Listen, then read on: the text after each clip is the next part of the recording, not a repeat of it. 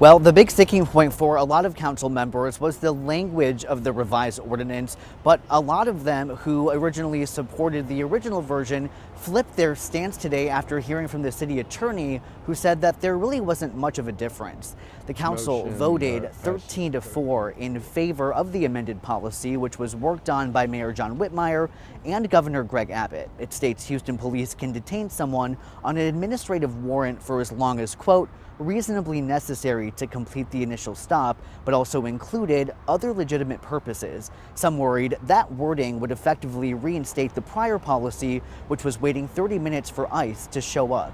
But the city attorney says the language doesn't really change what was in the original ordinance. Council members who voted for and against the new policy tell me they'll make sure that's the case.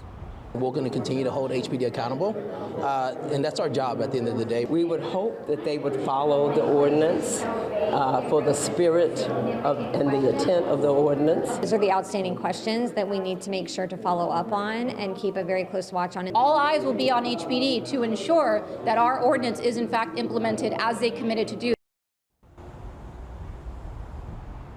In a statement, the Houston Police Officers Union says, quote, "We are happy the City Council revised the ordinance, giving us a clear mandate on how we proceed from this point moving forward." And just an hour ago, Governor Abbott said that the $114 million are still, quote, not flowing to Houston, saying that HPD first needs to approve and comply with the ordinance before those funds are released.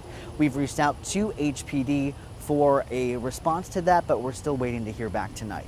Reporting live from HPD headquarters, Orko Manna, KHOU 11 News. Detailing today's decision for us, Orko, thank you. Reaction to the City Council's decision mixed. Katira Winfrey live at City Hall with that part of our team coverage tonight. Katira?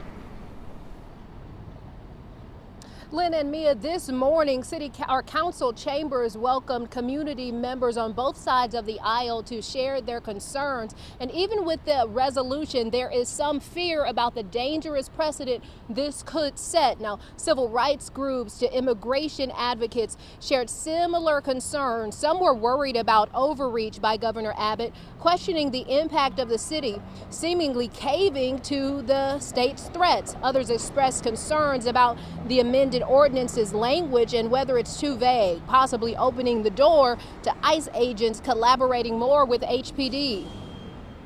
It's time we start moving down this direction, though, where there is that kind of overreach and that kind of power coming from other sources outside of Houston. Any municipality is threatened. The elected officials are challenged. Who will they represent and what will they stand for? It's not going to get resolved in a court. The mayor is right. We would lose in state court and we would lose in federal court, ultimately the Fifth Circuit. There are no friends there. And the immigrant advocacy group Fiel said that the city was essentially bullied into submission, saying money mattered more than human beings. And while there is an agreement right now, some believe this is not the end of this conversation. Reporting live in Houston, Katira Winfrey, KHOU 11 News. You're right. I don't think the conversation's ending anytime soon. Katira, thank you. Yeah, we'll be covering this story as it continues to develop. Get the latest updates on our website, khou.com.